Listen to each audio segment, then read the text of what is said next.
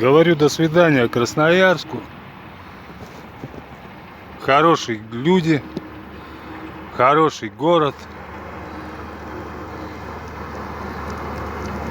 Много чего хорошего. Проблемы общие, как в любом городе. Но хорошего больше. Одна из, так скажем, фишек Красноярска. Здесь в ходу 10-рублевые купюры.